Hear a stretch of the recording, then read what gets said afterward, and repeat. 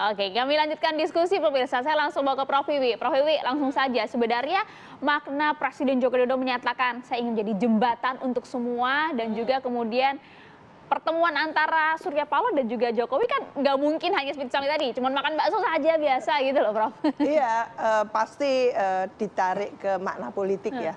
Jadi tidak keliru publik kalau memaknai itu politik, apalagi baru grace ya, kita baru mencoblos tanggal 14. Jadi tumas tusun apa yang dilakukan Pak Jokowi, ini ada dua track yang ingin dilakukan. Ini cawe-cawe episode kedua mungkin. Jadi cawe-cawe sebelum coblosan, ini cawe-cawe setelah coblosan. Kayaknya sempurna cawe-cawenya Pak Jokowi ini.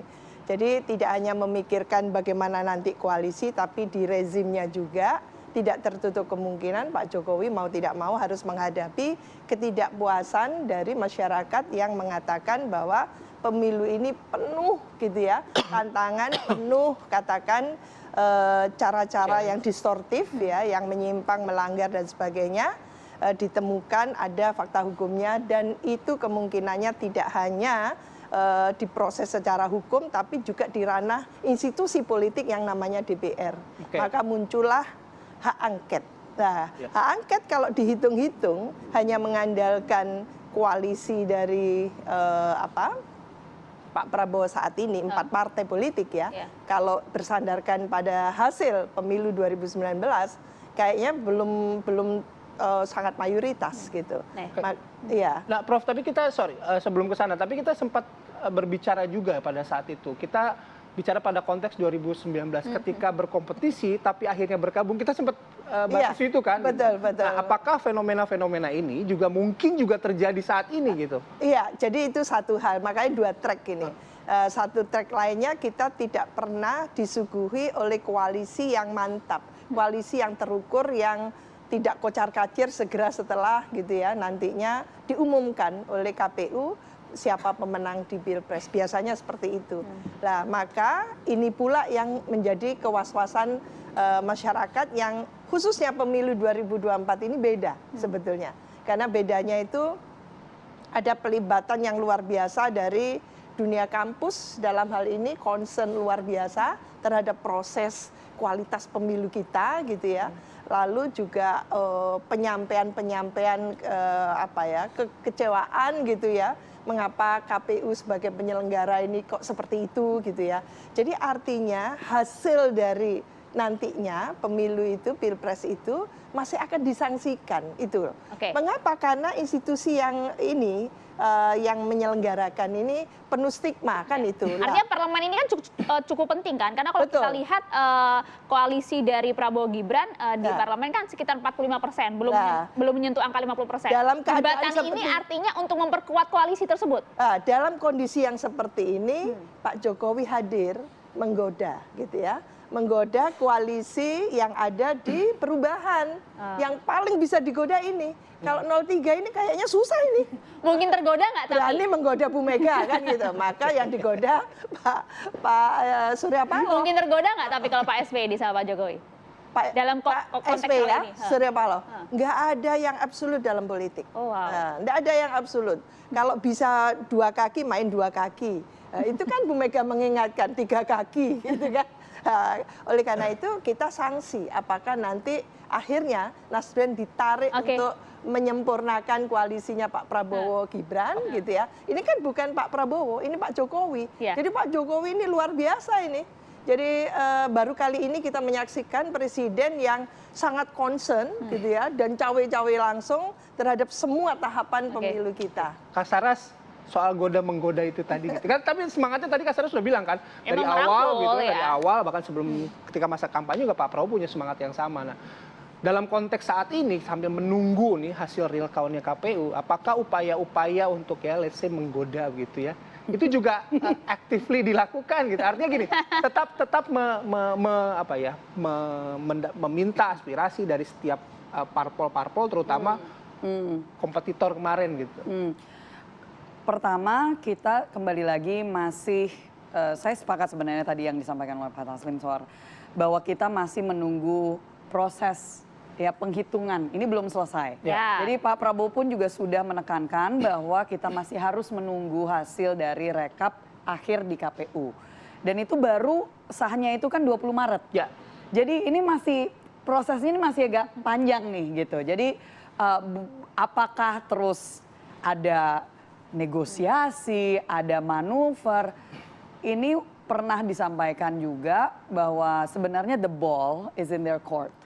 Bolanya itu ada di pihak mereka saat ini. Karena tentunya kita ke depan fokusnya udah mungkin pemikirannya satu mengamankan suara, memastikan bahwa memang betul apa yang sudah ada di exit poll, apa yang ada di quick count itu betul atau tidak. Jadi nunggu aja nih siapa yang mau bergabung tanpa mengajak.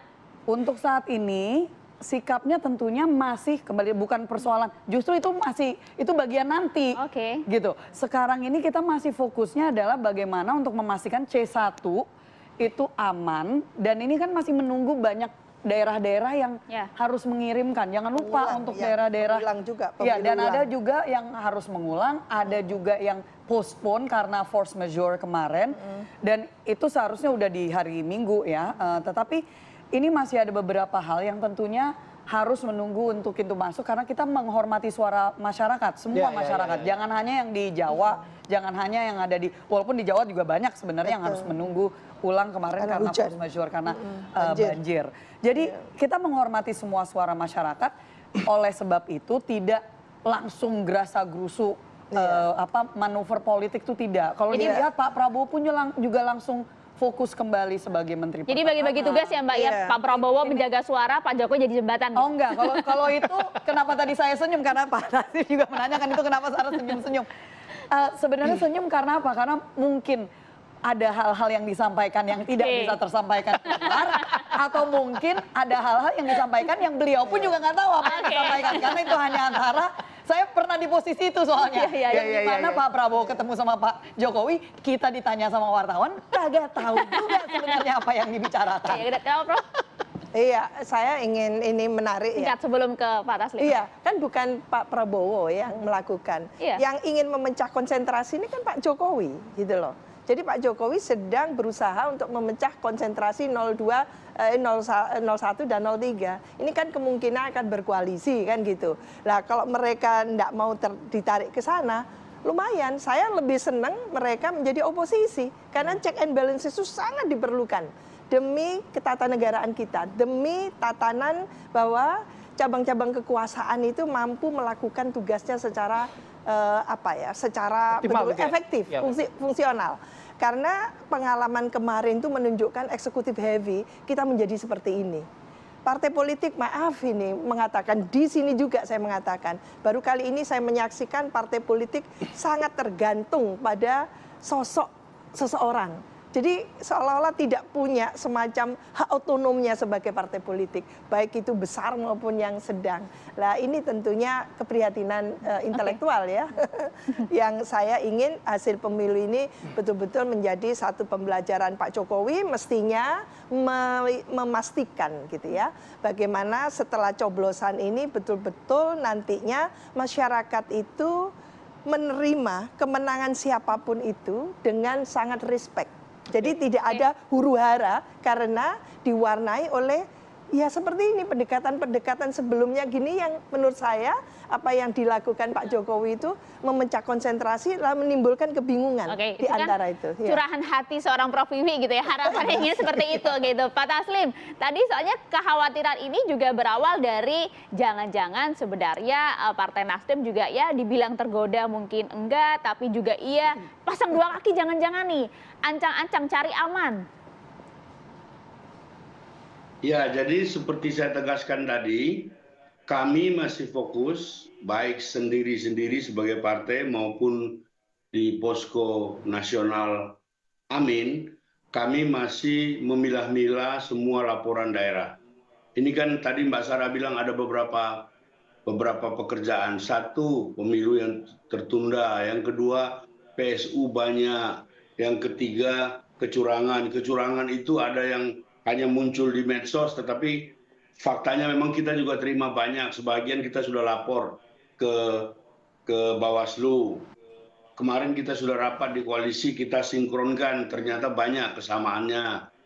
Jadi pekerjaan-pekerjaan yang seperti itu juga kita menunggu 20 Maret. 20 Maret pun nanti masih ada mekanisme menuju MK dan segala macam, tetapi yang sekarang lebih penting menurut saya adalah bagaimana 01 dan 03 ini bersama-sama melakukan perjuangan di parlemen. Kan 2 hari terakhir ini penggunaan berbagai hak DPR mulai muncul. Nah, kami sadar kalau hanya 01 itu percuma, 01 tidak cukup.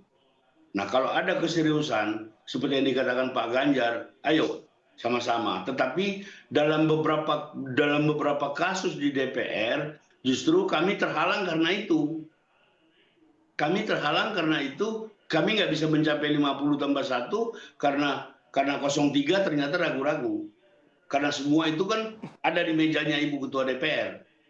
Ya. Jadi yang paling penting menurut saya kita tenang menghadapi semua, menyelesaikan semua PR-PR kita ini seperti dikatakan Mbak Sarah tadi. Yang paling penting juga seperti kata Prof. Siti tadi, bagaimana menjadikan pemilu ini legitimate, harus diterima oleh rakyat. Kalau diterima dengan sikap ragu-ragu seperti ini, kasihan pemerintah, siapapun pemerintahnya nanti kasihan. Kalau ragu-ragu, rakyat dengan segala macam dihantui oleh berbagai isu dan segala macam, walaupun sebagian kita sudah bisa buktikan sekarang dan kita sudah antar di Bawaslu, pemerintah ini menjadi tidak kuat. Kita mau kan setelah pemilu kita selesaikan semua, kita sepakat siapa kalah siapa menang itu biasa, kita sama-sama menempuh cara masing-masing. Keseimbangan pemerintahan yang dikatakan Prof. Siti tadi juga penting supaya pemerintahan yang seperti sekarang, heavy pemerintahan ini kan nyaris melewati batas, akhirnya kita semua ya seperti ini. Makanya penting juga sikap Nasdem nih ya. Oke, baik. Artinya kan gini, kalau dari Bang Taslim tadi Mbak Kasaras juga sebenarnya kalau partai-partai saat ini masih fokus pada pemilihan suara begitu kan. Dan kalau Prof. Wiwi bilang tadi politik itu tidak absolut karena pasti akan sangat cair nih. Artinya kita masih menunggu sampai tanggal 20 Maret nih kondisinya yang absolut seperti apa. Nah, nanti kita akan bahas lebih lanjut lagi. Kami harus jeda terlebih dahulu ya. Kami akan kembali sesaat lagi.